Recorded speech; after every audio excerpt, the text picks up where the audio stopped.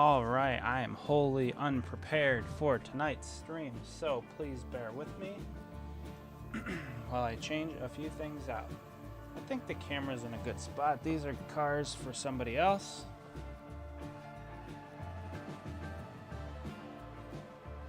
I also want to change the title of the stream, so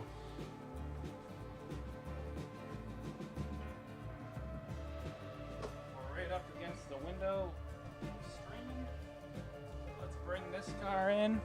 Boom, that's what we're working on tonight. All of these. All right. As you can see, we have Jayson, Cody, and Cody. Gotta move these pieces. How's the sound, audio? Everything's good, set up. I've been rushing to get this together.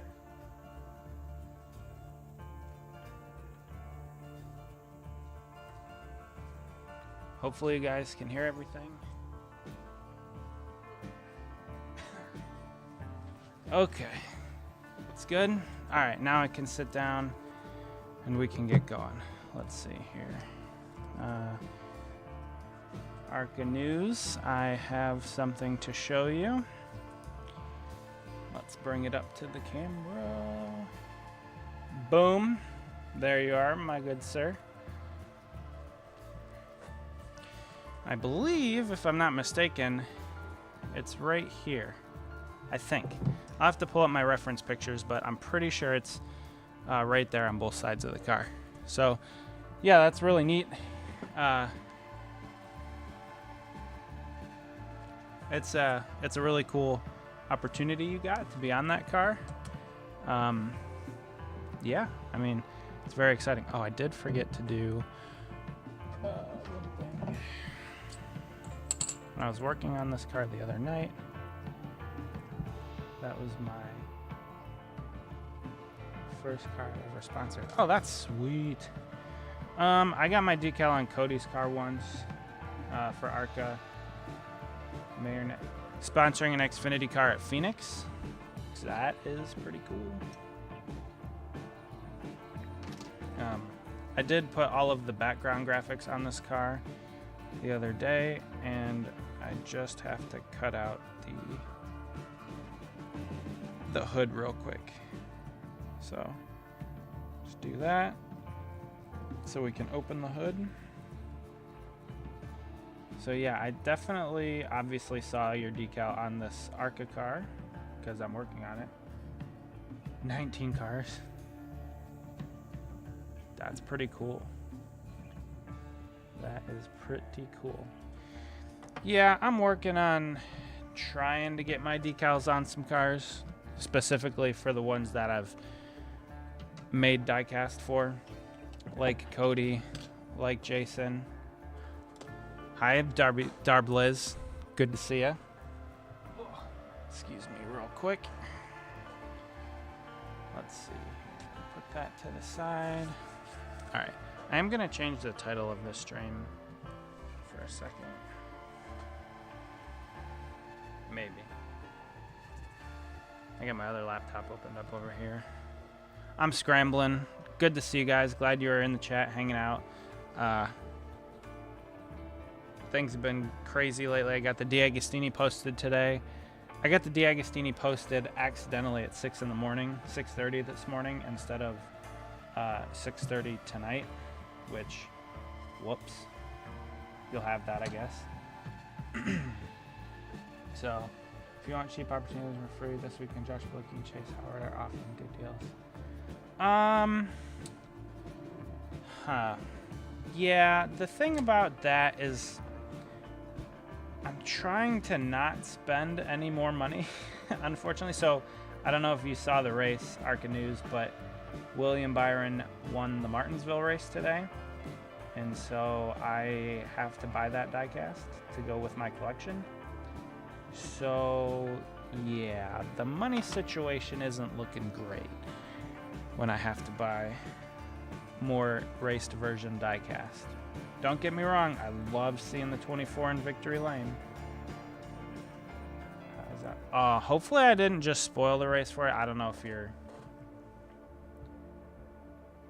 Well, kind of by proxy. I was a Jeff Gordon fan first. I don't know if you've seen my my basement video on the channel, but it's pretty much all Jeff Gordon. And when he retired, yeah, Byron took over as my number one. I still like Ross. Ross is still probably my favorite driver, just from I don't know, from a personality standpoint, but I've always been a Gordon fan, so yeah, I had to stick with the 24. That's just pedigree, I guess. So yeah, it hasn't been too expensive. I only buy the raced version cars anymore, the ones that he wins in. Second time. Well, you know what? I appreciate you being here. I know I'm still kind of favorite cup driver. Ross is awesome. Do you want to see a really cool car? All right, we're going. You've kind of distracted me, but let me get something real quick.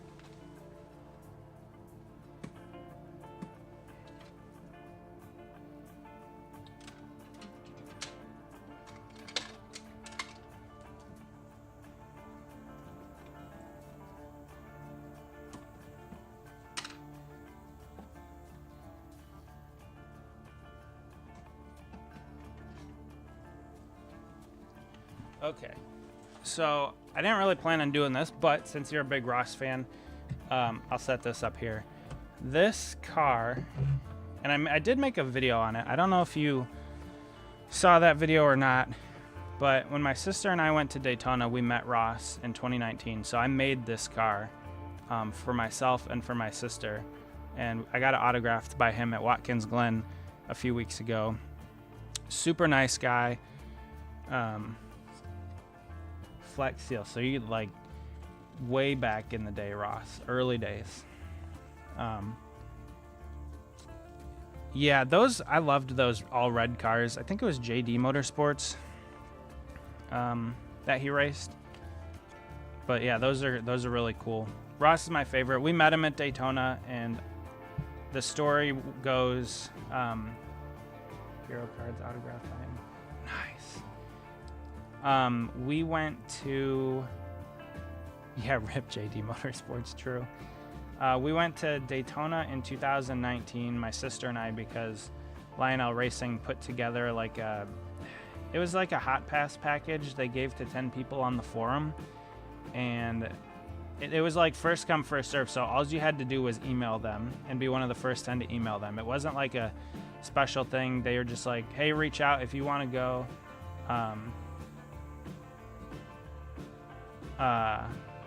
You know, send us an email and we can get you down to Daytona with a hot pass. So we met him in the Xfinity Series garage, and he was super cool. My sister and I, we were just standing around watching practice and stuff, and he comes up to us and he's like, we were in front of the 23 car. I think it was John Hunter Nebacek at the time. And he's like, hey, you should come look at my car. We're like, who are you? He's like, I'm Ross Chastain. So we talked to him for a good little bit. And super nice guy. We met him again at Darlington last year. I think it was 2024. And then this year I got to see him at Watkins Glen. I kind of jumped in front of him as he was coming back to his pit box during practice to get these cars autographed. And yeah, it was really cool. So you've raced against Hocevar, LaJoy, and Josh Williams. Great people, especially. Been a Ross fan. No matter what series. Yeah, Ross has always been cool. I hated that he got kind of screwed over with that DC Solar deal when he was with Ganassi. His career looked like on a real quick upward trajectory until all that stuff fell through. So yeah, it was good that he got another ride. And yeah, he's a very down-to-earth guy, and it was really cool to see him progress and do well. So since I'm changing the title of my stream, I didn't even tweet it out. I'm way behind. All right, hold on. Okay, let's see.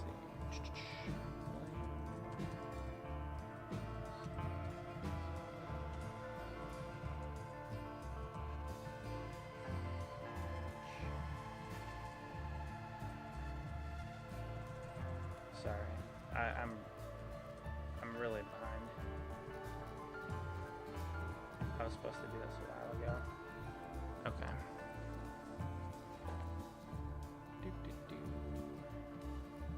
Copy that. Save.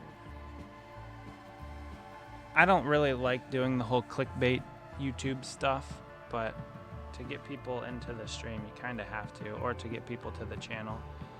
So I just changed the name of it. Let's see if it reflects that. Okay, yeah. So let me tweet this out. Let's see. Ross's story is a great story. Started with the back marker and premium. Yep.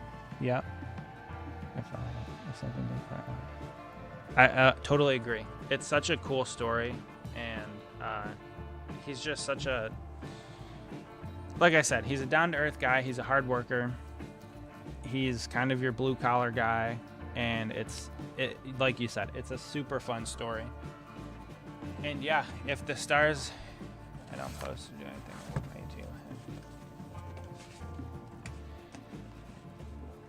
Facebook. Yeah, I don't have Facebook in my.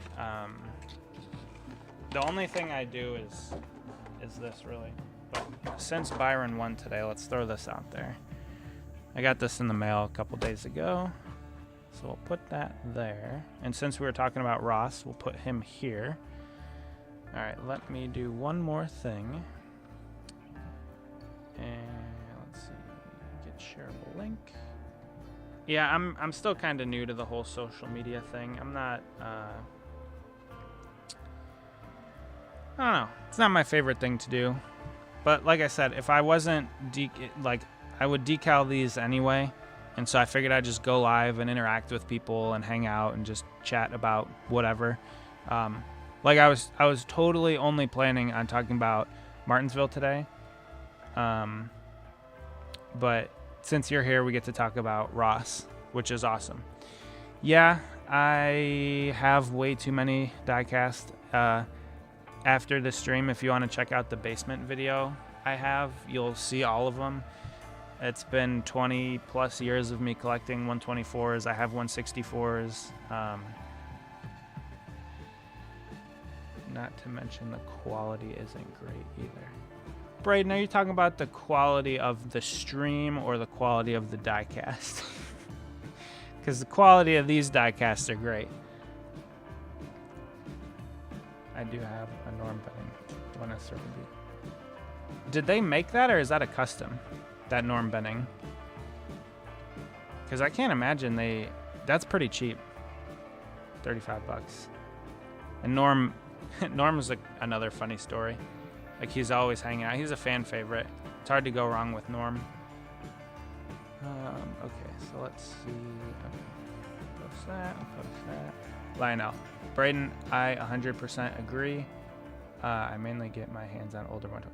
Also, to your point about the older 124s, the quality is a lot better. The detail is a lot better. So I will 100% advocate for buying the older diecast than what we get nowadays, like this Xfinity car. Okay, so here's a perfect example. You're 100% right. This diecast that I'm working on for Jayson Alexander is a 2015 Ford body, Ford Fusion, and this is a 2019 Xfinity car. This car from 2015 has more details than the modern car. I drive out and see him. He lives like 4 hours away from me. That's pretty cool. Okay, so let me just make sure everything's good.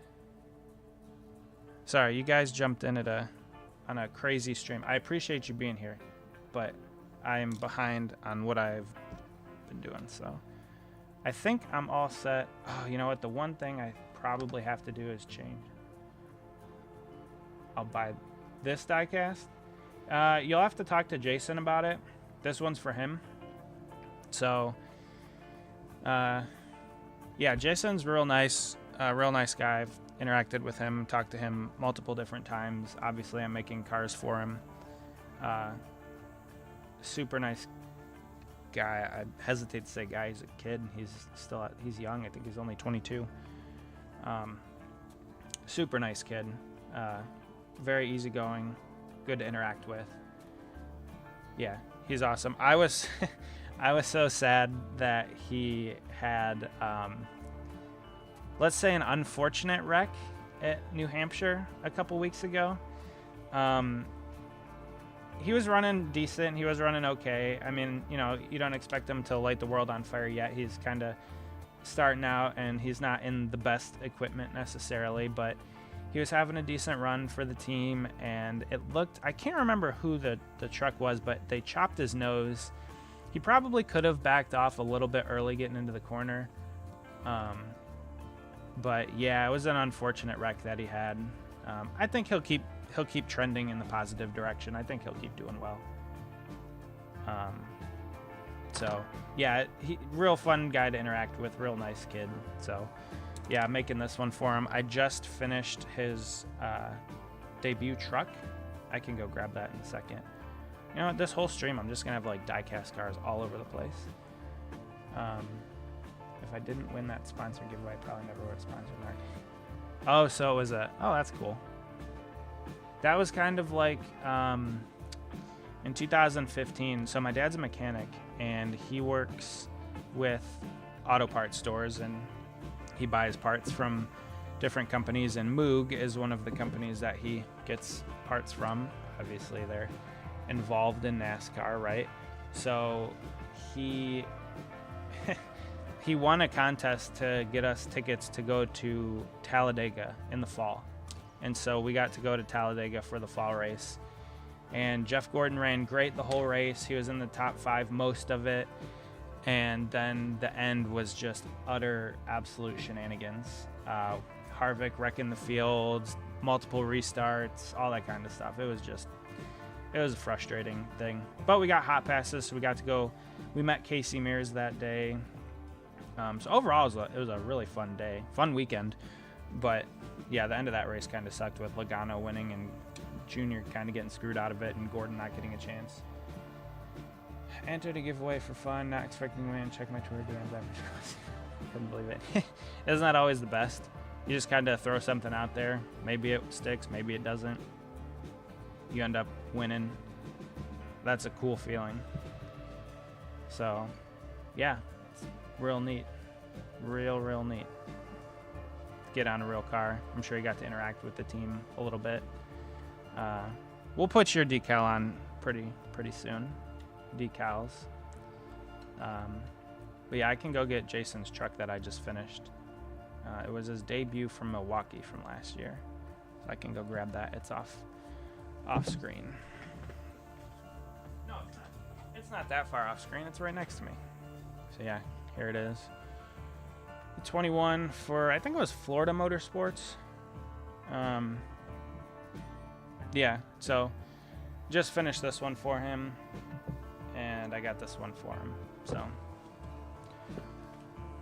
I'll get those sent over to him in the next couple weeks. I gotta get this one all decaled and then put the clear coat on it. Floridian Motorsports, yeah. So I think he also crashed in that one too. I don't remember what happened. I feel like it was like a blown tire or some sort of mechanical issue or something. I don't think it was anything he did wrong. I don't really remember. Yeah, the problem is I don't remember which 11 was which. So, mechanical issue. Yeah, see, that's what I thought too. I thought it was something that was out of his control. Like nothing he did wrong that race. Something broke on the truck, and I believe he hit the wall or crashed it or something. But yeah, I don't think it was anything he did. It's always fun when the drivers join the chat though. Like he was telling me stories about the 21 truck when I was decaling it a couple weeks ago, or maybe it was the first time I made him.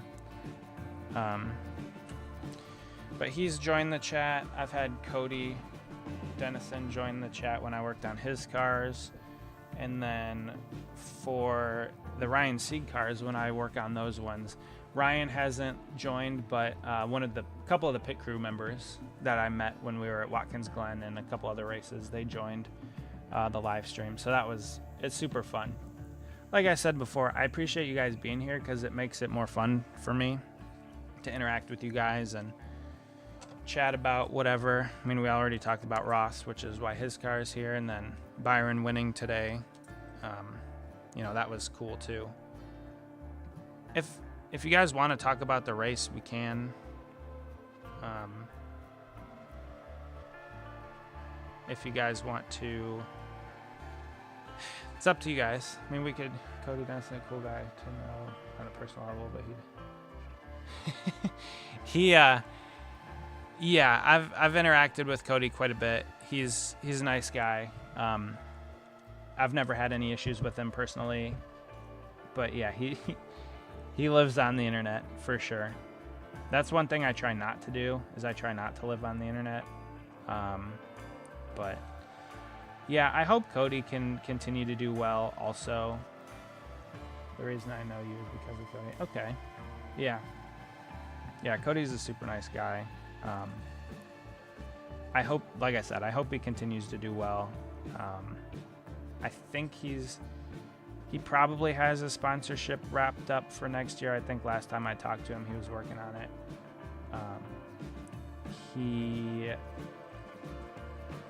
I know he was cutting it pretty close at the end of this year with the way that kind of finances were going and the way the races were kind of ending up this year. But yeah, he's had some tough breaks. Like a lot of the races that he's had issues in, kind of similar to Jayson, like they were mechanical issues or other people got into him. Like it wasn't his fault. So yeah, it's really tough to get a clean race for the whole race. People who lurk on Discord, no drivers teams. And that's, I mean, if you know Cody, I'm sure you've heard similar things about him too. Main ARCA full-time. Yeah, I'm kind of torn on my opinion about that. I think seat time in the upper, yeah, the Ram trucks are, yeah. I think seat time in the upper levels is good, no matter what team you're racing for, just to get on the track and get used to the series. I think to your point, if he did run ARCA full time, there's a good chance he competes for the championship. I think that was one of the options he was weighing, was whether or not he wanted to do ARCA full time next year, or if he wanted to try and do like, see, when you say RBR, I think of Red Bull Racing. I don't know how long you've been a fan, but like Red Bull Racing is when they were just starting when I was a fan, like in 2006. So yeah, when you say RBR, that's that or Ryan Blaney Racing. But Fast Track competes for top 10s. Yeah, Fast Track does put together some decent cars for him. Rayum Brothers Racing, NASCAR fan since 2016. Okay, man, 2016. So you never got to see Gordon race.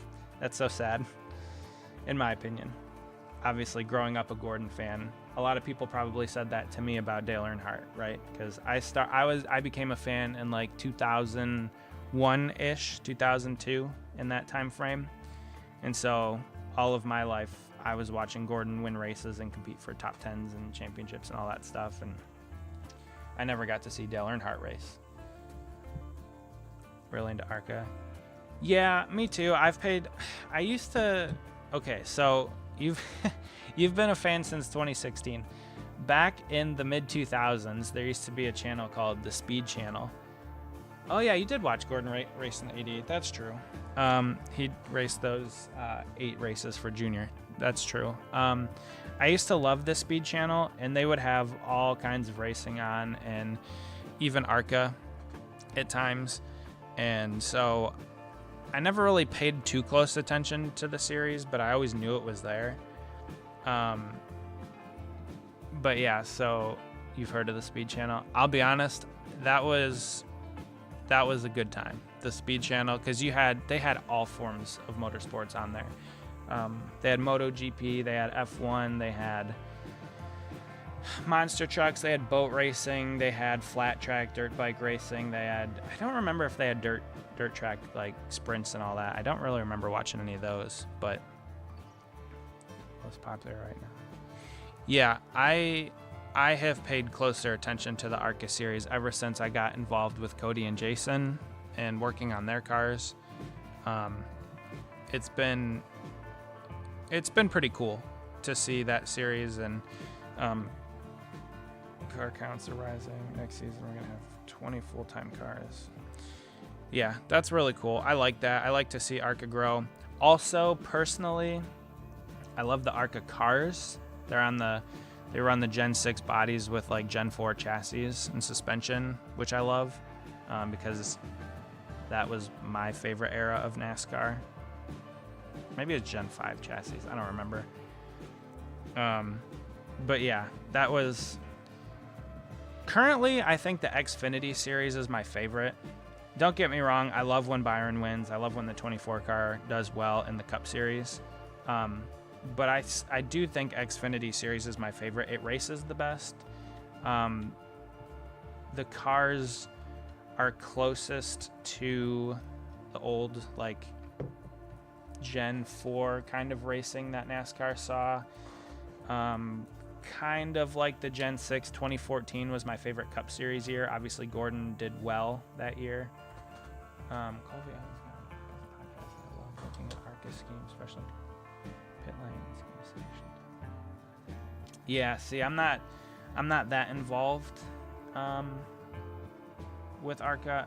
The problem with me is I don't have a lot of time, so I have to be really selective with my time. Like today's live stream is probably only going to go till 9:30. I don't know if I'll be able to get this entire car done by the time 9:30 rolls around, but I have a limited time, so I can only devote it to so much. So yeah, I have wife, family, house, kid, like there's a lot going on in my life at the moment, so finding time to live stream and do all this kind of stuff, yeah, I really wish I did have a lot more time, like in high school and college. I have been making custom cars since then. I started in 2011 making 164 cars, and now I'm obviously into 124 mostly, but yeah, oh yeah, I'm old. Well, I said I was a fan since 2001 or 2. I was like 5-6 years old back then, so old, I guess you can consider it. But yeah, so to your point, you know, having a lot of time is really good, and then you get to run stuff. So yeah, enjoy it. It goes by fast. I remember Gordon's last race. I was at that at Homestead in 2015, and it feels like it was yesterday, but it was already 10 years ago. So, you know what? We'll put your decals on now, since you've been lighting up the chat. We'll throw these on. But yeah, the time goes by really, really quickly. So I know it gets hectic, and I know you got a lot going on and stuff, but if I could give you any bit of advice, it's just enjoy it while you're in it, because next thing you know, you'll be 10 years after your favorite driver's last race that you went to. So we'll throw your decals on here. You know, and I probably should plug in my other laptop too. That's all right. But yeah, so I want to learn how to make custom and fixing certain cars too, like I was an old Hot Wheels. It took me a long time to make custom cars well, I'll say. Like I said, I started back in 2000, probably 2010 is when I first started dabbling with the 164s, and then 2011 was the first season that I kind of went I don't want to say went massive with them, but I started making more. Like my goal in 2011 was to have every single car on track. And I did pretty well with that. I got a lot of them, but I have since sold most of them to one of my buddies. But I kept all of my 2011 cars. So yeah, it takes you a little bit of time to get into it, but it's a really fun hobby. You meet some cool people along the way, and obviously now I'm making cars for some real drivers. Jayson, I got some for Cody. I'm making some for Ryan Sieg. So it's really neat to work on those cars for the real drivers. I want to be mainly in 164s. Yeah, 164s. I still do sometimes. Actually, I'm still working on Cody's 50 164s, which maybe one day I'll do a live stream of that. Working on all of his.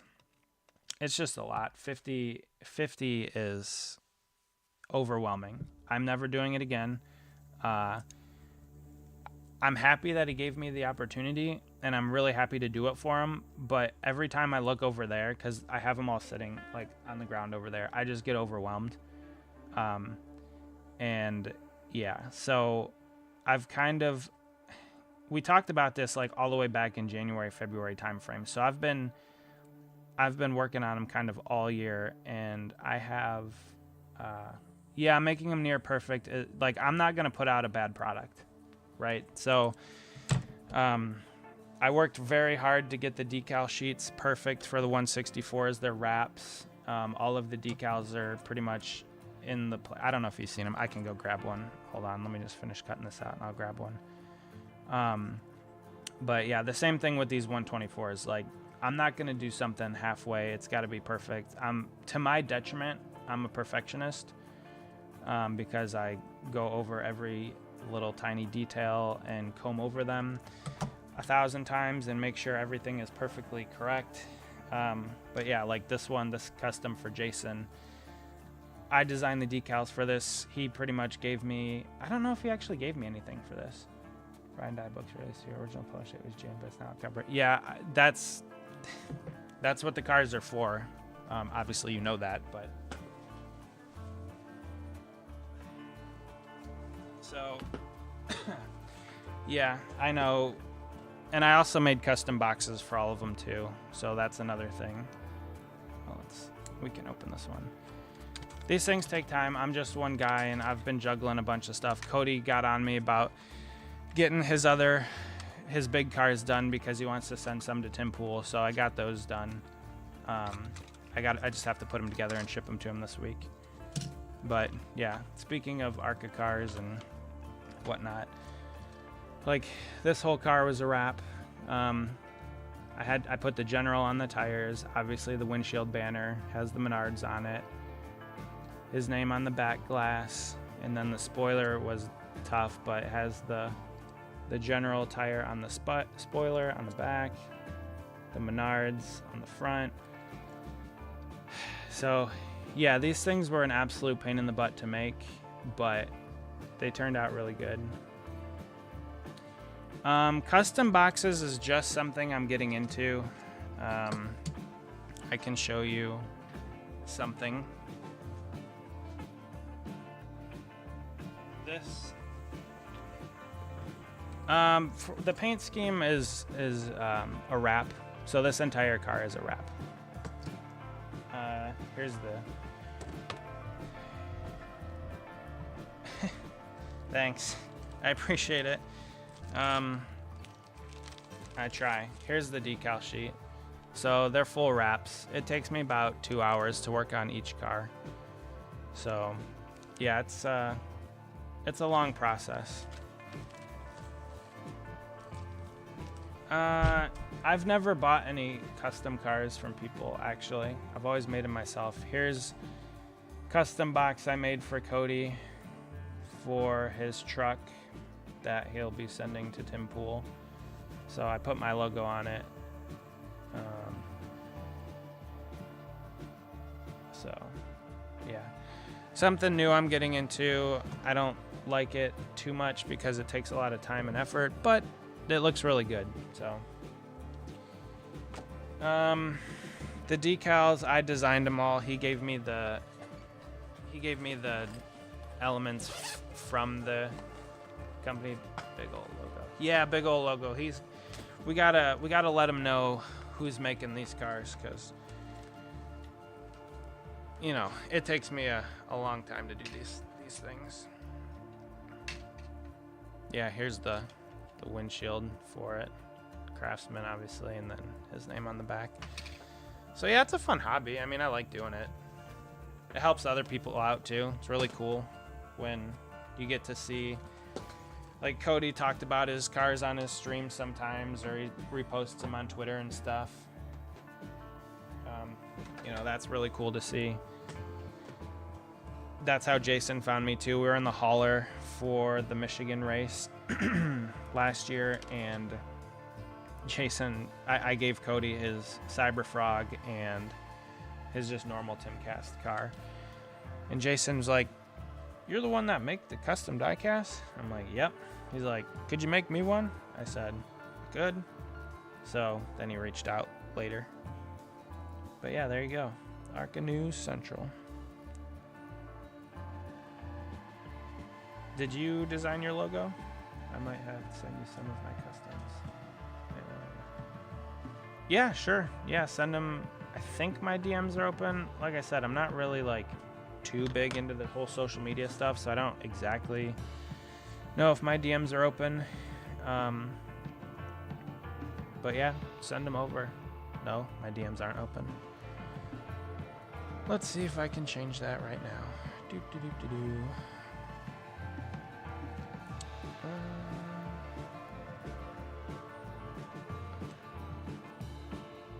Oh yeah, there's your logo. I'll hold it up. I don't even know how to do this. Edit profile. No, it's not that. Pretty sure. Do I follow you? I thought I followed you. Maybe I don't. Do you follow me? Let me see. I could have swore I followed you. Do.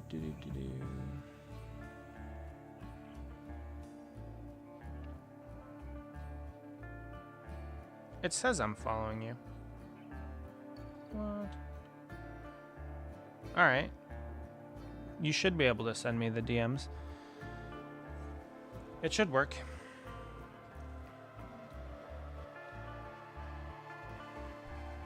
Let me know if it.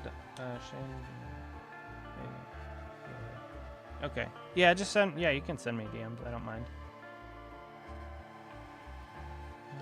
Shane made it because it's my logo.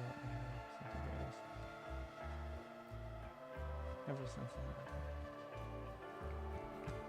I like it. It's nice and simple. Sometimes overcomplicated logos are annoying. This one's good. I like it. That's fine. I might not respond till tomorrow. If that's alright. I mean, I got a lot going on, like I said. But yeah, I'll get back to you for sure. I always love seeing other people's collections. Obviously, I have a million cars.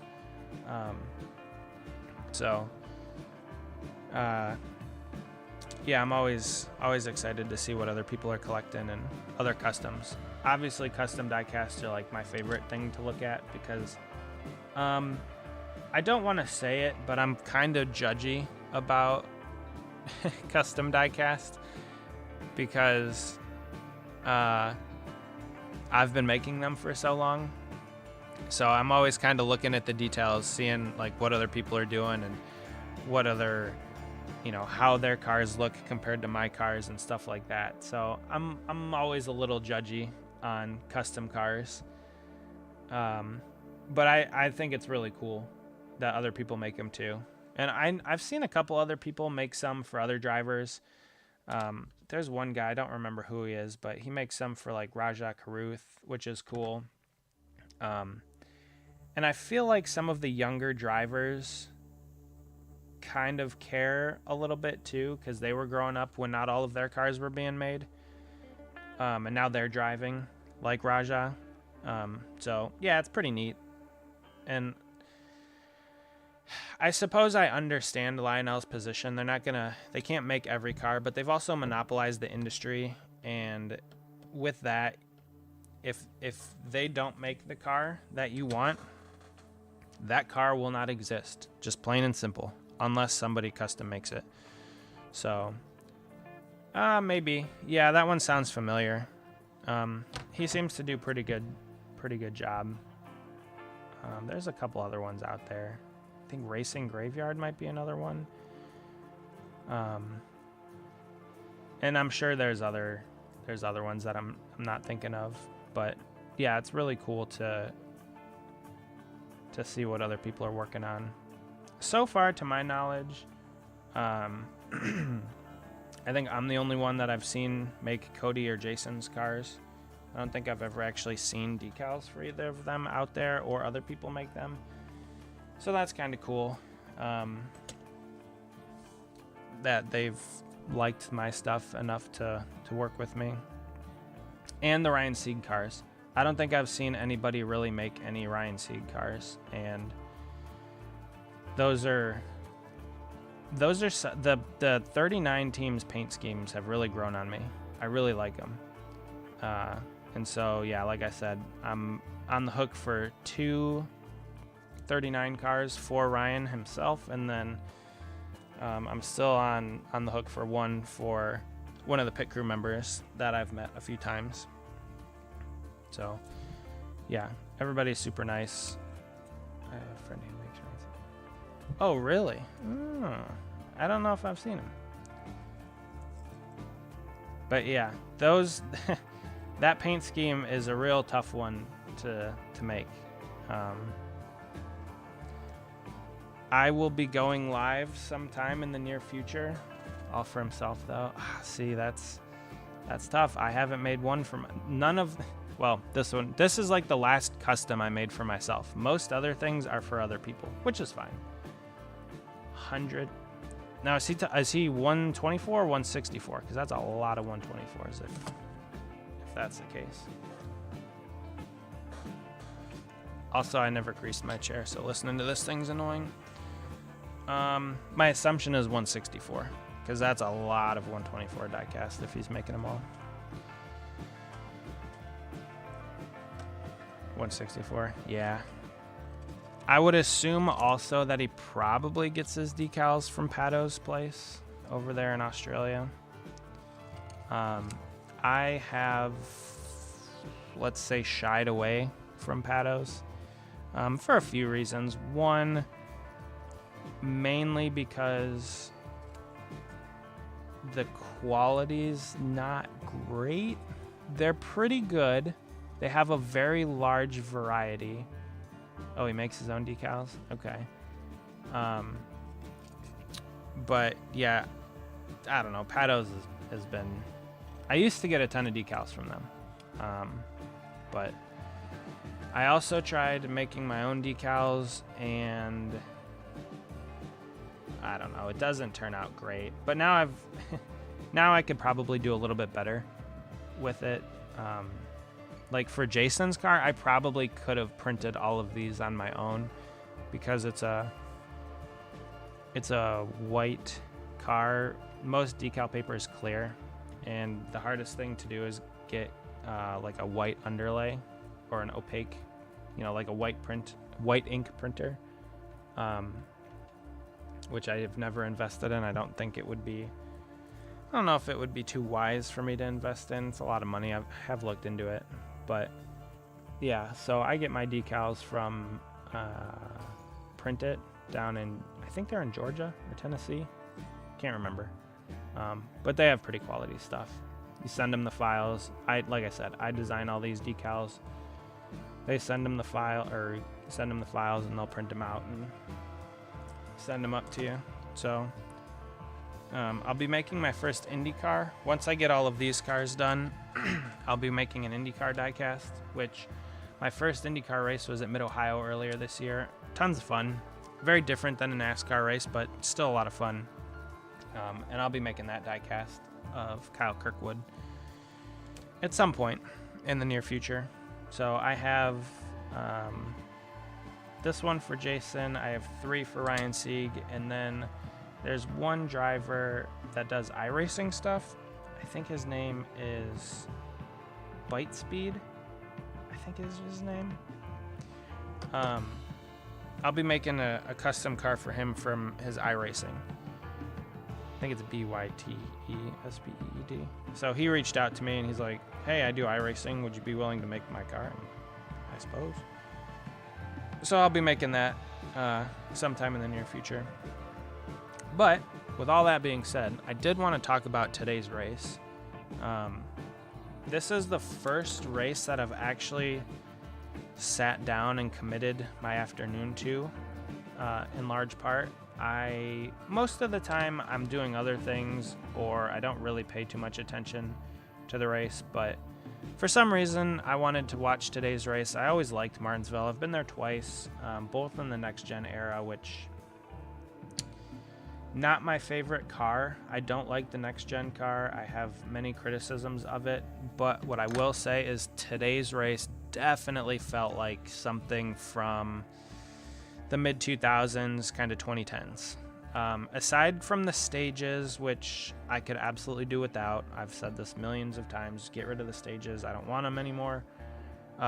You can award points, but don't throw the cautions. That's fine. But the race itself felt like a classic Gordon Martinsville beatdown. 24 was dominant. Okay, so, all right, before we get into the race, my gripes about the next gen. The number one thing aesthetically is the number placement. Keep it in the middle of the door. I hate this. It's so annoying. It's just visually frustrating. Put the number in the middle of the door. It's a simple thing. They said we want to sell bigger sponsors, but ARCA, Trucks, Xfinity, all of the other series still run door numbers, and they sell sponsorship fine, or at least the cars look fine. So just aesthetically, put the number in the middle of the door. You don't need to make it different. I don't love the single lug nut thing. I think NASCAR, the race was solid. I'm glad we didn't get. I agree. I don't mind team sponsored choice. I do like having them all uniform though, so I think center of the door is probably the best spot if they were to mandate it. But yeah, I was really, really happy that and that's kind of my point. ARCA cars also just like oh yeah, he's got like a ton of like small decals all over here, all over the deck lid, the C post, the deck lid. Yeah, his cars always look really cool. Yeah, that to Braden's point, the reason that I thought that it was a really good race was because there was no manufactured drama or BS. To be honest, I'm not surprised. Look, when the designer and the sponsors cook, but when they decide not to, for whatever reason. The fuel, that's funny.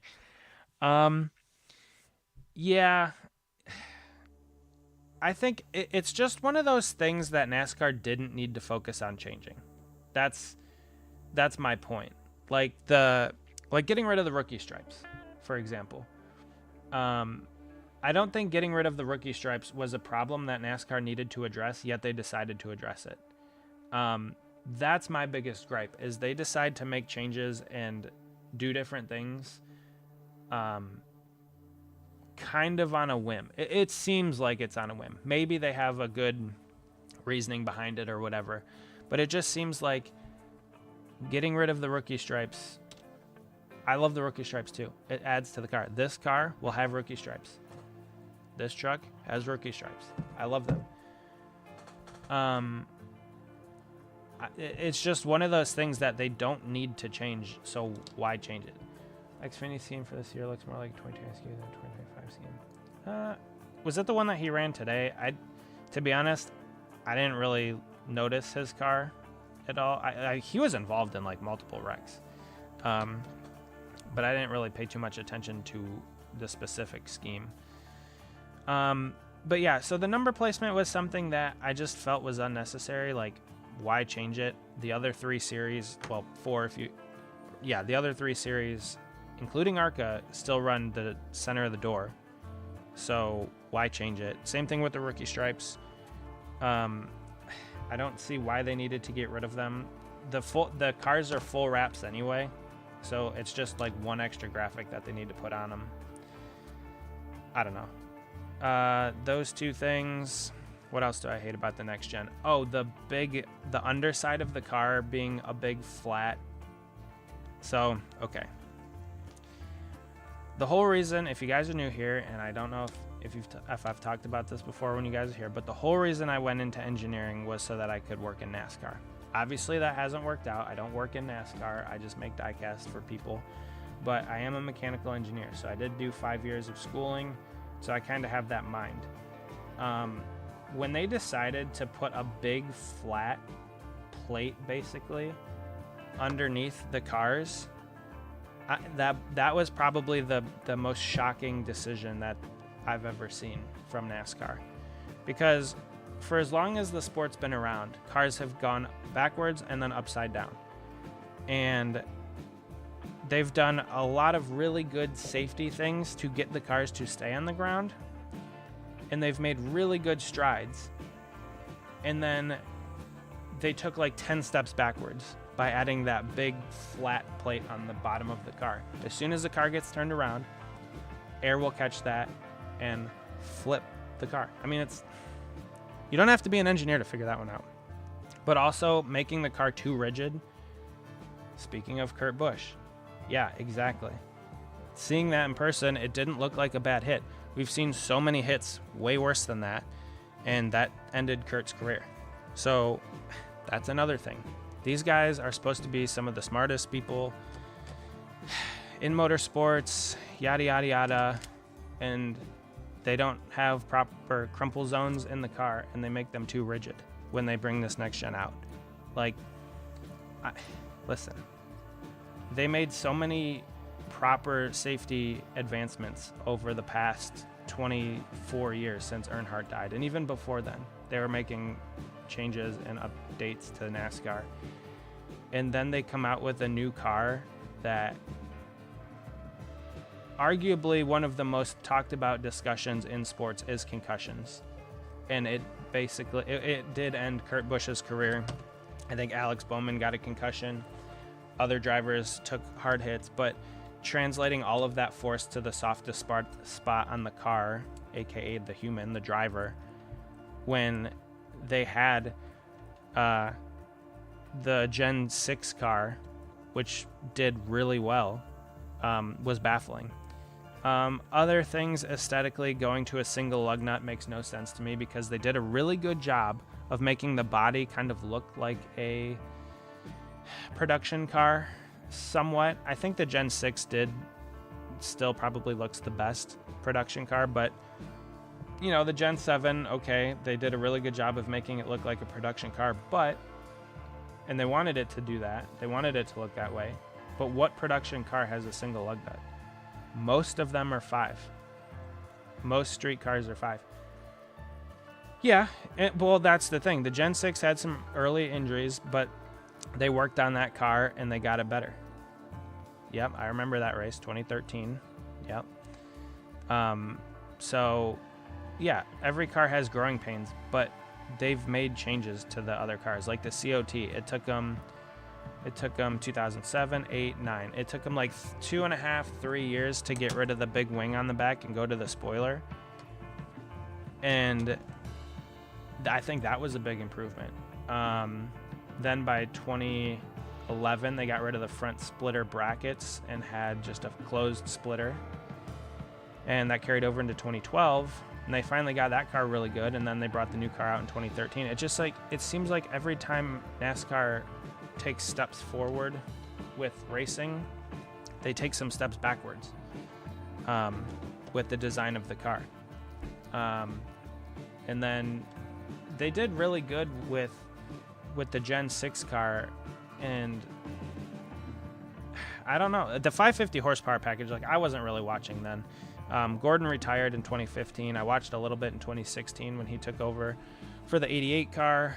And then I didn't really watch a ton in 17, 18, 19, 20. Yep, Gen 6 looked great, drove great. I 100% agree. I think the Gen 6 was the closest that NASCAR has gotten to that Gen 4 feel.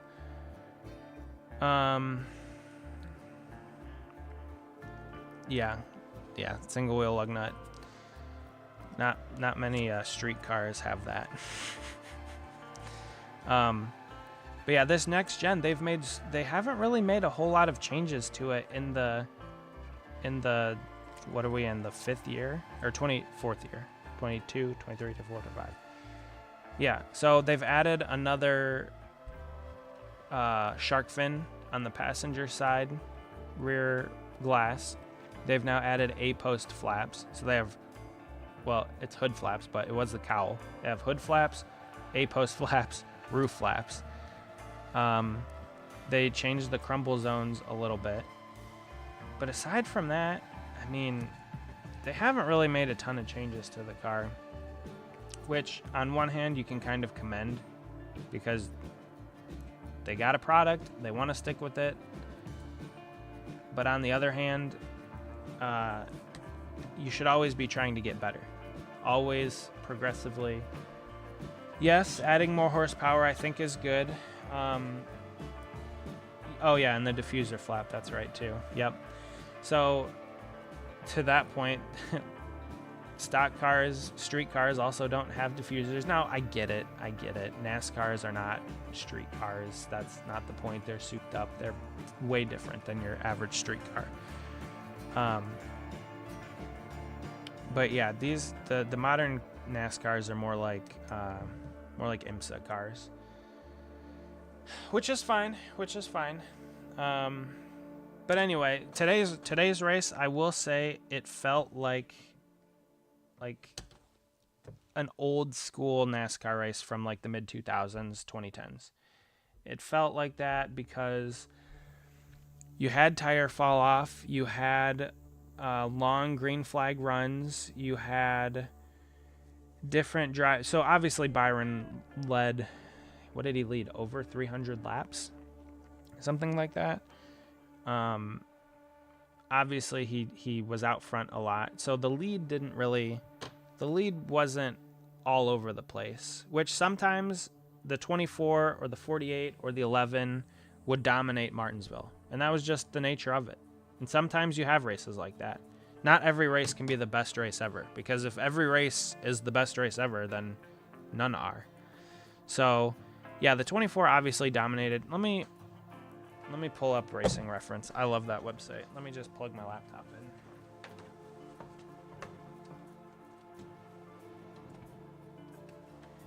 in. Okay. So, we will... You know what? I'll plug my phone in too. We'll go like this. Like I said, I'm still trying to figure out my setup. The camera's going to shake for a second while I plug this in. Okay. Should be good now. All right, I'll pull up Racing Reference real quick and we can talk about the race. New people run it and they're running it into the ground, in my opinion. I only really look at the stats. my main use for it is old information. I don't really look at it necessarily for like a media site, I guess. It's more for just finding stats on drivers and stuff like that. So let's go to Martinsville. Okay.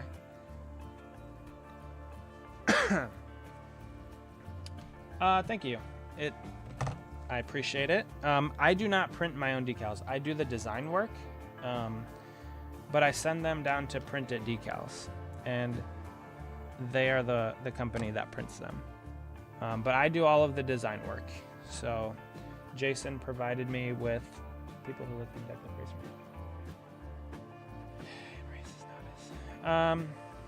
Okay, that's fair. I mean, I used to. I haven't in a while. When Gordon raced, I was all over that website, but I only really look at it. I only really use it for stat finding anymore. But anyway, yeah, so Print It Decals is the company that I use. I do all of the design work myself. Like this set, Jayson talked to the designer of the car, and they sent me the files, and then it was my job to scale them down, get them to fit the diecast body properly. A lot of printing, just like normal printing and cutting, trial and error to get the decals sized properly and make them right. This was the third car that I've ever worked on, so the decals aren't perfect. Or maybe it was the second. It was like Jayson was kind of my guinea pig for designing my own decals. I think I'm up to. Was it Shane? Okay. Yeah, so Jayson got him from Shane. Demanitova. I don't know if I'm saying that right. But yeah, so he got me the decals and then, or the artwork file, and I had to get them to fit the diecast body. And I've noticed some things about like the truck body specifically. This distance here between the top of the bed and the cutout for the wheel well is too short on the diecast. On the real vehicles, it's wider. Your name is Shane too. There you go. So yeah, it's fun. I love designing the decals. I do like putting them on the cars and stuff as well too. So let me all right, so we got the race pulled up. Okay, so I actually scheduled the stream when I did in anticipation that the race would go a certain amount of time. I looked, so ARCA News, to your point, I did look at the racing reference page of the last 5 fall Martinsville races to see how long on average it would be, and it was right around 3.5 hours. What's my opinion on Jeremy Clements? You know, to be honest, I don't really have much of an opinion on him. Like, I've never thought positively or negatively about him. I think it's good to have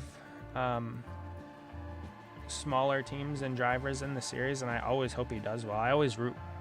Okay, the great irony of it is I'm a William Byron fan, and he races for like the Empire, Hendrick Motorsports. I totally get that. But also, I really like smaller drivers and teams. I think he won at Daytona a couple years ago or something, and that was really cool. But yeah, I do like the underdogs as well. So obviously, like Ross is a really cool guy, really cool driver. But yeah, I mean, I've never met Jeremy Clements. I haven't really met many drivers, to be honest with you, but he seems like a cool guy. He seems like a pretty down-to-earth driver. He's your third cousin. Cool. Do you like him? What's your opinion on Jeremy Clements? Let me turn that around on you. Hopefully it's positive. Road America 2017, Daytona 20. Okay. See, ARCA News, you are basically a younger version of me. My knowledge in the past, well, again, since Gordon retired, my knowledge has dropped off a ton. I don't really follow NASCAR as much anymore. Well, I definitely don't, but I have started to try and get back into it a little bit more and more lately. But I'm like a walking NASCAR encyclopedia from about 2004 to like 2015. I know way too much about that era of NASCAR, and yeah, ever since Gordon retired, my knowledge has kind of fallen off of a cliff a little bit. But yeah, of course it's positive. Well, that's good. I'm glad to hear. Today's race. Okay, so yeah, the reason I scheduled the stream for later is I wanted the race to finish and then have a little bit of time to get set. So today's race actually was 3.5 hours. So it was pretty much on par for the past, I think it was 4, or maybe it was 5 fall Martinsville races in the Cup Series. So that was good. Let's see, let me just scroll down. Byron led 304 of the 500 laps. Ryan Blaney led 177. So obviously those two are the class of the field. Byron started on the pole. Blaney started, I think, in 31st. Yep, 31st.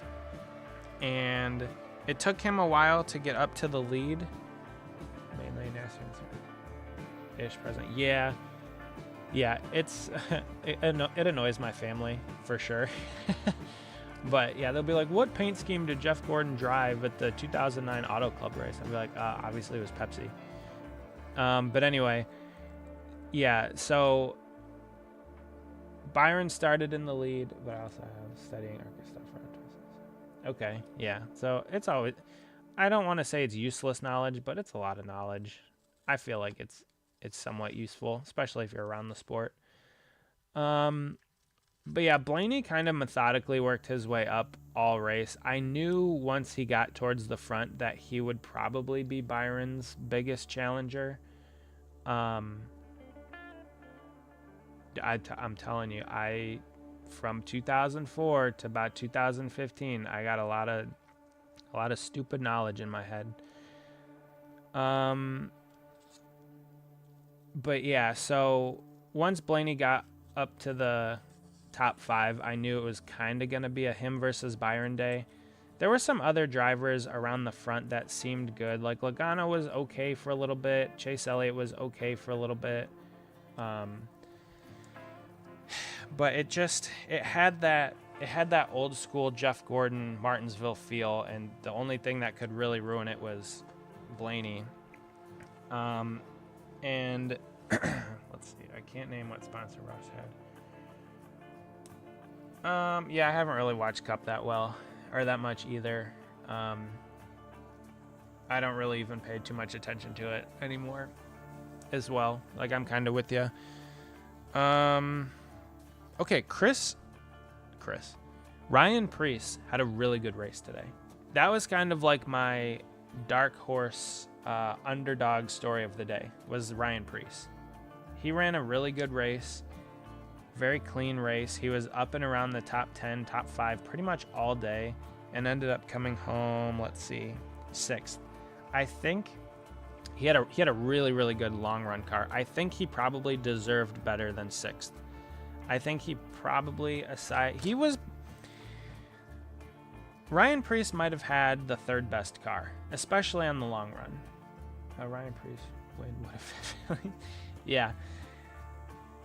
Well, yeah, I wouldn't mind it. Like, I think Ryan Preece is a good guy. I think he's pretty down to earth as well. And he's worked pretty hard to get where he is. I just really needed Byron to win today, because obviously, don't even get me started on the points format. So I was really, really young when Kenseth won his title in 03 and when Gordon won in 01, before they changed the point system. Actually, I'd like to get your guys' opinion on the point system. What do you guys think? Because I have a lot of opinions that I may or may not share with you guys, since you seem to be younger fans, newer fans to the sport. And then I'll make my case. I'm very interested to hear what you guys have to say, though.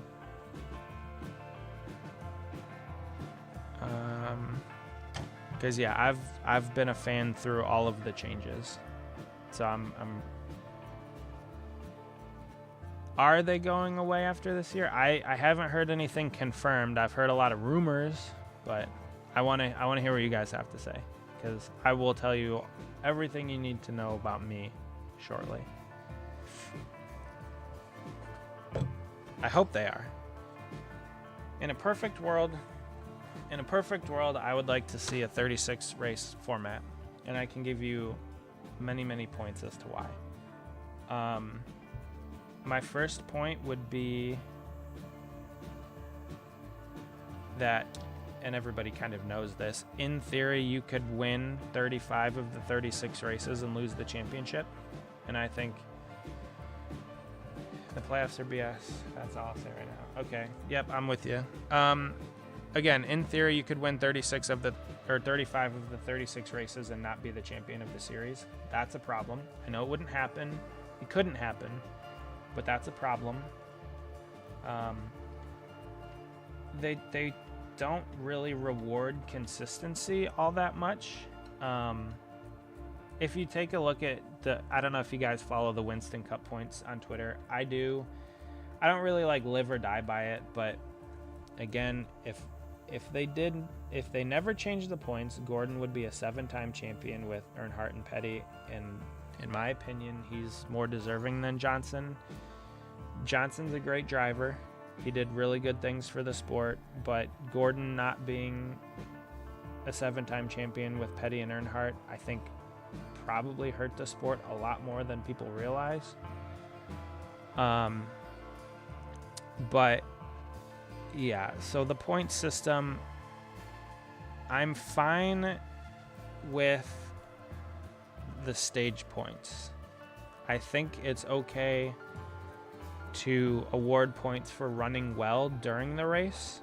I don't necessarily have a problem with that. I think the cautions are a problem because NASCAR wastes a lot of time and laps under yellow unnecessarily. I think that's an issue. That's not straight. I think that the biggest problem with the points is that NASCAR doesn't play, they race, and they race every single competitor on every single track every single week. So you know who's going to be the best at the end of the season, who has been the best all year. Take Jeff Gordon's 2007 season as an example. The dude he crashed, I'm pretty sure, my knowledge on this might be a little fuzzy, but I'm pretty sure Gordon had one DNF in all of 2007, and that was the Coke 600. He had, I want to say, 30 top 10s. I think it was 30 top 10s. And he had 6 wins. So, statistically, one of the best years in the history of NASCAR. Johnson had 10 wins, but he didn't have as many top 10s and top 5s as Gordon. But he still won the championship. Gordon had like a 300-point lead going into the chase. But anyway, the points as they are now, also, they kind of diminish the meaning of every race to a degree because they immediately start talking about the playoffs. Like William Byron won the Daytona 500, and it's not about winning the Daytona 500 so much as making the playoffs. Now, don't get me wrong. The Daytona 500 is still a prestigious race, and they still do hype it up and, you know, make a big deal out of it. But it's just, it takes away from the race just a little bit by saying that they're in the playoffs. The win and you're in is really dumb because it creates stupid moments like Austin Dillon kamikazing Joey Logano and Denny Hamlin. Don't get me wrong, I love that. That was fantastic. I'm not a fan of Logano or Hamlin necessarily, so seeing that happen to those two was somewhat poetic justice to a degree. But they're tearing up race cars unnecessarily just to get in the playoffs and then get bounced in the first round. Like Austin Dillon was never going to win a championship, right? So the win and you're in thing creates stupid moments. And then, well, also the stages kind of mess up the strategy. Now you can make the argument that, well, the stages add strategy because you know there's going to be a caution. But I've been to so many races, I mean in person, I've watched so many where they still talk about fuel mileage just as much as they do with the stages. I've been at multiple Michigan races where drivers were running out on the last lap. And, I mean, we did see that this year with, I think, Hocevar ran out and Byron ran out with a couple laps to go.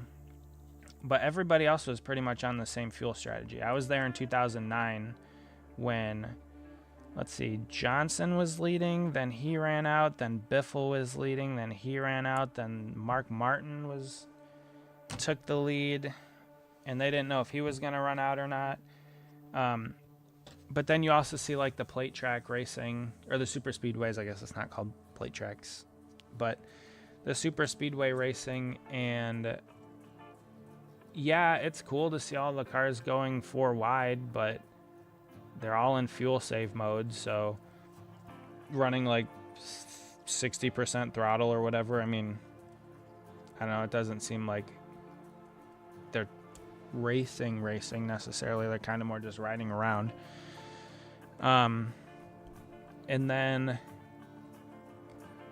I just think if you want to have a proper points champion at the end of the year, and you also want to emphasize winning, what you should have is a point system that rewards winning, sure, but also rewards consistency. So you can still do like let's just say you have 40 cars in the field, right? 40th place gets 1 point, first place gets 40 points. That's like your standard. If you lead a lap, you still get a point. I wish they would bring that back. And if you lead the most laps, you would get 5 extra points because it shows you're out front. You were at a dominant car. You were leading laps. So you're out front. You're getting 5 points for leading the most laps. You're getting a point for leading a lap. So there could be some different strategy plays. Some guys might stay out longer on a fuel run just to lead 1 extra lap, or, you know, different things like that. You could honestly, I don't love the fastest lap point, but they could leave the fastest lap point in.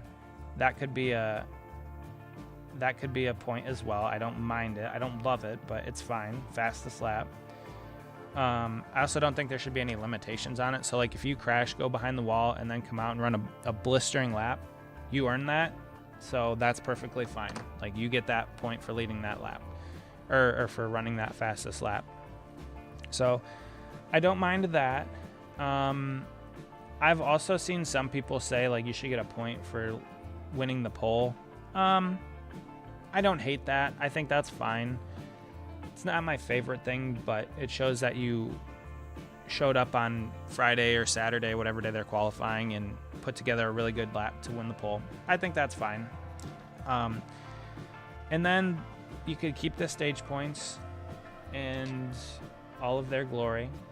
Don't throw a caution, but have the end of the stage.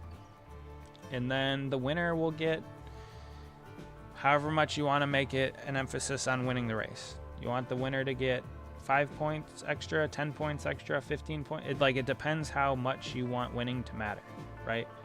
So if winning gets you 15 extra points, well, winning the race is that much more important. If winning only gets you an extra point, it doesn't matter as much. So I think there's a balance that you could play. I don't think some astronomical number like 30 points for winning the race is realistic, but maybe 15, right? Maybe 10 extra points. Basically be like having an extra stage win or something. So if you won the pole, you kind of like Byron's weekend this weekend, actually. So he won the pole. He led the most laps. I also believe he had the fastest lap in the race as well. And he won the race. So a max points day for him would be 40 plus the pole point, plus the fastest lap point, plus leading the most laps, which would be 7 total points, 7 plus leading a lap, which would be 8, and then winning the race. So that'd be 48 plus 15. So you'd be at a 63 point day. And Blaney would have the second most points. Oh, plus the stage points. Actually, yeah, Byron won both stages too. So 63, 73, 83. So he'd have an 83 point day. So he would double his points total from just, simply finishing first. So you'd have 43 extra points. and that'd be huge. And then you just accumulate those all at the end of the season, and that's your champion. Because every driver has the opportunity to score that many points every single race. And if you're consistent, you're running in the front, top 5, top 10, you're scoring stage points, all that kind of stuff. So anyway, that's my opinion. Obviously, NASCAR is going to make whatever decision they are going to make in their infinite wisdom. But thank you for coming to my TED Talk. That was why the NASCAR point system should change. It'd be a lot easier if I could write it all down and make it coherent, but it was a little bit of a ramble. So hopefully you guys enjoyed that and it wasn't too stupid. But anyway, I do think it needs to change. I think NASCAR, I think the playoffs have run their course. I think NASCAR needs to realize that they're not like every other sport. They should have never gone away from the full season points format. They could have just adjusted the points total a little bit, but I really, really hope they go to a full season next year. I don't think they will. I think they'll probably go back to something close to the chase. 10 race or 4 races or whatever they're going to do, but I really wish that they would go to a full season points. So anyway, the race today, Byron led the most laps. Blaney led the second most. There were, how many cautions were there? There were only 7 lead changes, which is kind of crazy. It seemed like there were more, but let's see. 1, 2, 3, 4, 5, 6, 7, 8, 9, 10, 11. There were, wow, that was a lot of cautions. Most of them were for incident 2. There were the 2 stage breaks, obviously. Whatever. But but yeah, I thought Byron, that might have been his most impressive race to date. He started on the pole, led a bunch of laps. The pit strategy kind of, I don't know, he kind of got caught up in a little bit of a different pit strategy with those guys flipping stage 2, I think it was. So it put him behind a little bit, which gave the control to Blaney. And then once he had the lead, I thought that Byron probably couldn't get the lead back because Blaney's been so good at Martinsville over the past couple fall races. Once they kind of cycled back to Blaney 1, Byron 2, and Byron was right on his bumper for probably 10 or 15 laps, just dogging him, and then kind of cooled his tires off and let Blaney get away. I kind of, at that point, Byron showed a lot of maturity, and I thought that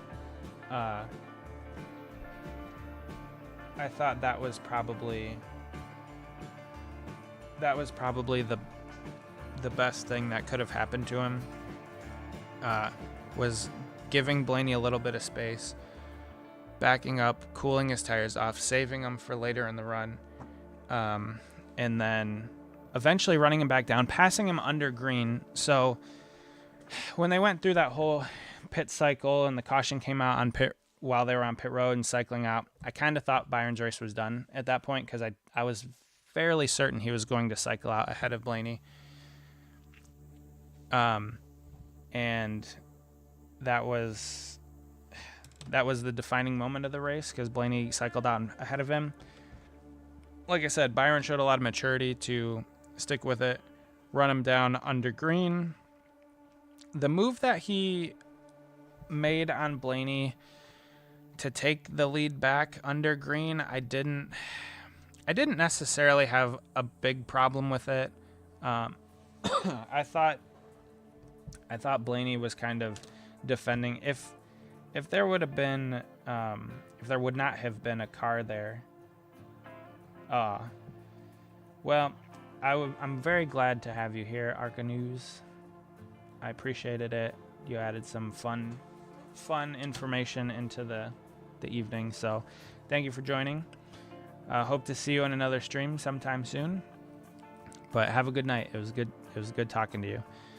Yeah, once Byron kind of got into Blaney, I thought that Blaney would come back and hit him the next time he got the opportunity to do so, which I wouldn't have faulted Blaney for doing. I mean, Byron roughed him up a little bit. If Blaney came back and did the same thing, I would have been upset, but it wouldn't have been unwarranted. So yeah, it was nice that they raced each other mostly clean, which you can't say for a lot of other drivers. But yeah, I know that contact wasn't too bad. It's not like Byron junked Blaney. He just kind of got in there a little hot. Blaney did kind of fade down in front of him a little bit, but he was also trying to pass the lapped car of, I think it was Ty Dillon. So having that happen while also getting attacked from the inside lane, I mean, yeah, there was going to be some contact. But it was just a really smart race by William Byron. When he got behind, he didn't panic. He just kind of drove his race, methodically worked his way back up. He got hung out on the outside for a little bit longer than I think he probably wanted to. I think he was outside the 54 car for a while. And that was a frustrating run to watch because there was nothing he could do to get back into the inside lane. And yeah, but overall, it was a very mature drive by the 24 car. I feel so weird saying that, not thinking about Jeff Gordon driving the 24. But again, it looked like a Gordon-esque race. Like that's definitely what I thought watching that race. Byron was very smooth, very methodical, didn't really put a wheel wrong. Yeah, he roughed up Blaney a little bit. That wasn't something Gordon really ever did a lot of. Especially later in his career, and especially at Martinsville. I mean, Gordon was just so good at Martinsville that he didn't really have to move people. He would just wear them down. Like, I think of 2013 when he beat Kenseth in the fall race. He was behind Matt for like, I don't know. I don't remember. I'd have to go back and look. But it was like 20, 30, 40 laps. He was just on his bumper, just never hitting him. Maybe giving him a shot once or twice, but not like pushing him through the corner. He was just dogging him lap after lap after lap and just finally broke him down and got around him and ended up going on to win that race. That's what this one reminded me a lot of with William today and how he drove that race. So looking at the time, I did say that I wanted to be done at 9:30, and I have, that many more decals to go. I think what I'll do is I'll put these rear taillights on, I'll call it here, and then we'll come back and do another stream another night. Not for this car. I have the 39 cars that I'll be working on, so I'll probably do some Ryan Sieg streams coming up in the near future. So yeah, it was a fun one tonight. We had quite a few people in here. We got up to 7 concurrent viewers at one point. That was pretty cool. A lot of interaction in the chat. I really appreciated that. It makes my job a lot easier, entertaining you guys, talking the whole time. Granted, we had William Byron win Martinsville today, so I did want to talk about that. So you guys got me sidetracked a lot, but it was good. It was a good discussion. So yeah, I appreciate you guys joining, hanging out. Hopefully you also enjoyed the stream. It's been fun. Maybe I'll just do Sunday night streams. I don't know. We'll have to see. Those are a lot of hearts. I need to come up with a consistent stream schedule. That's my biggest problem, if I'm going to do it or keep doing it. So right now I have 1, 2, 3, 4, 5 more cars to do. 6 if you count my Indy car. So I'll be making 3 for Ryan Sieg Racing, 1 for Bite Speed, the iRacer, and then 2 for myself. Maybe I'll do a live stream where I work on Cody's 164s as well. I don't know. I don't like that. Maybe I'll go live, or maybe I'll do like a guest appearance on one of Cody's streams if he ever does anything racing related. I know he does a lot of non-racing related stuff, but I think I know the 3 people left. I think. I at least know 2 of them. I don't know. I have a hunch who the 3rd person is, but... Oh, now we're down to 2. I definitely know who the 2 people left are. Okay. Don't worry, I'll be done here in the next 12 minutes or so. Get these taillights on this car, and I'll finish it up next couple days. It looks really good though. It's coming together nice. All of them always do. It's always a fun time. Oh, I do miss the headlight decals on the real cars. Of course, the headlight decals are hard to see. Yeah, I knew. I had a feeling. I had a feeling. Yeah, I knew that too. 2 of my biggest fans. You guys are awesome. It was a fun stream. Do you guys think it was fun? I thought it was pretty fun. The only thing is I didn't have the camera zoomed in real close, which I don't know. Should I have or should I not have? Did you like it zoomed out so you could see the whole mat? And my camouflage laptop over here.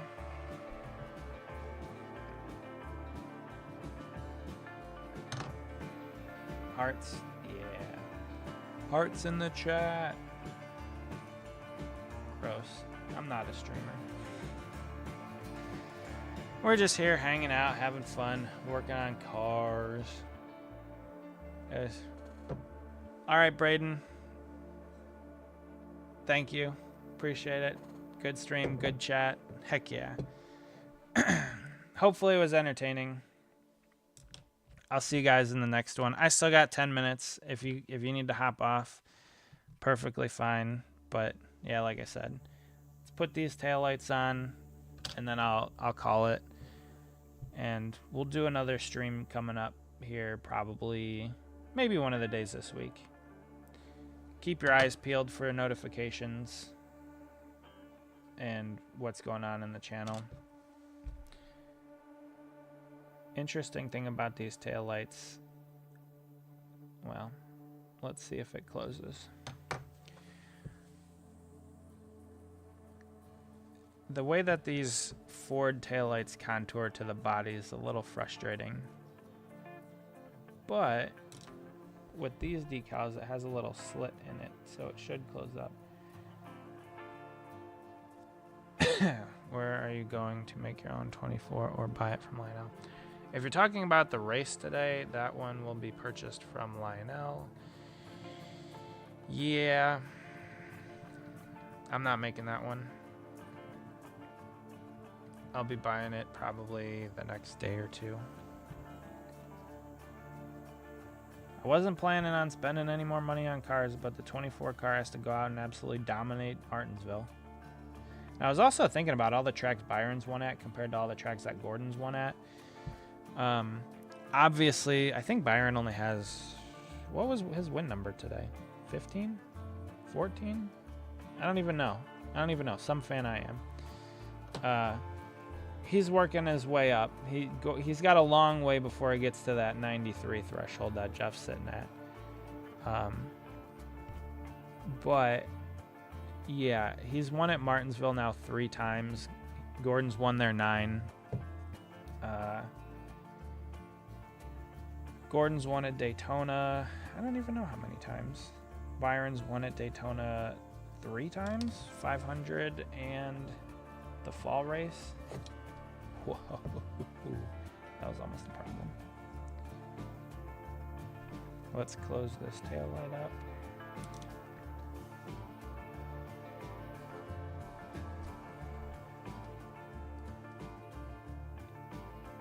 Bring these 2 together. Oh yeah, you're not even looking at it.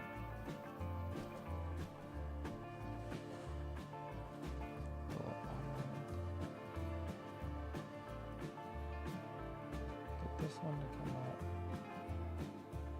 This one to come down. There we go.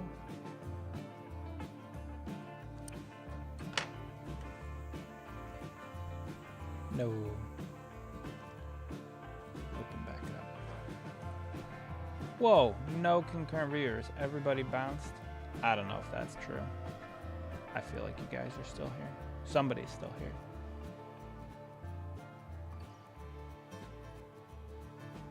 Everybody jumped ship. I don't know if the numbers are ever that accurate on stream. It looked like we had 7 at one point. Maybe you guys did all leave. And I'm just here talking to myself.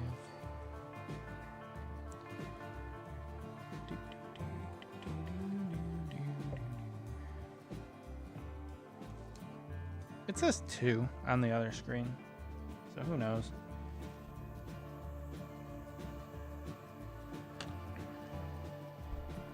Maybe we had more than 2 at some, or 7 at some point. I don't know. Hopefully it was fun for everybody. Spell check. Yeah, it'll get you. You gotta watch out.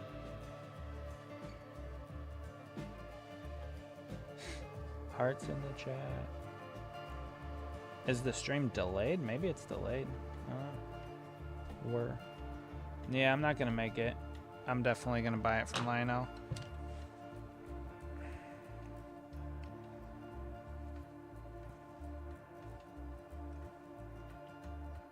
Confetti. Yeah, confetti. There was a lot of confetti that landed on the car today. So that was... I always love a raced version diecast with a lot of confetti on it. I have also made diecast with confetti on it and put the pieces of confetti exactly where they go on the car. What a nightmare. Ooh, now we're back up to 3 viewers.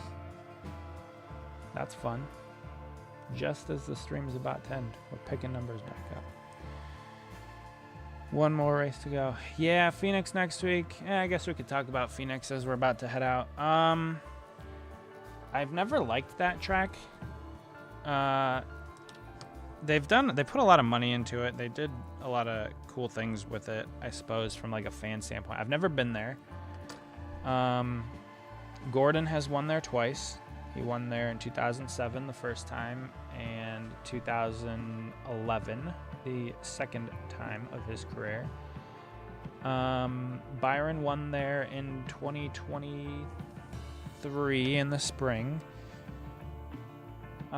Both way different configurations. Both of those wins were under. I don't know. I've never liked the track. It's been okay. I definitely like it less now that they have like no grass in the whole place and it's pretty much all paved. I think that's one thing that NASCAR suffers from somewhat is an aesthetic. I think the tracks could look better. They've done some good things with some of them, but yeah, there's just too much concrete. Paint it green or something. I don't know. Put fake grass in. When they got rid of the dog leg, or they cut the dog leg, I did not like that.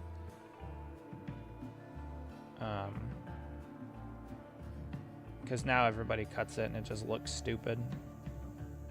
But yeah, I don't know. I'm glad they're going to Homestead next year for the last race of the season. I wouldn't be too opposed to the last race of the season rotating. But yeah, one race next week. Phoenix Championship weekend, blah, blah, blah. Hopefully it's a good race. Hendrick Motorsports flat track program has gotten a little bit better. Oh, another thing I didn't talk about, well, I guess everybody's gone, but a weird thing that happened today was 3 Toyotas blew up at the end of during the race. 3 Toyotas had engine problems. That's suspect. That's weird that all happened. I don't know if they were trying a different something this week or something, but it was very strange to see Hamlin, Briscoe, and Riley Herbst blow up. Yeah, 2015. It was a good time. It was a very good time. And yes, Miami did have very cool colors. Miami is a very cool track. If you guys ever get the chance to go, I would highly suggest taking a trip down to Miami. Homestead Miami Speedway. It's a good time. All right, folks, that's going to end it right there. It's going to wrap it up. We did a pretty decent job of getting a lot done on this car tonight. I'll come back and finish a few things off stream, and eventually you guys will see a video about this one in the near future. So, as we wrap it up, thank you guys for joining. I appreciated hanging out with you tonight. And I don't know when the next thing is, but definitely go check out the D'Agostini video that I posted today. That one was a lot of work. Wait till you guys see the next one. It's a pain in the butt, but we'll get to it. And yeah, thanks for joining. It's 9:44. I said I was going to be done at 9:45. So as soon as that hits 9:45, I'm going to end the stream. So we'll talk to you guys later. Have a great rest of your evening. Have a good week this week, whatever you're doing. Bye, everybody.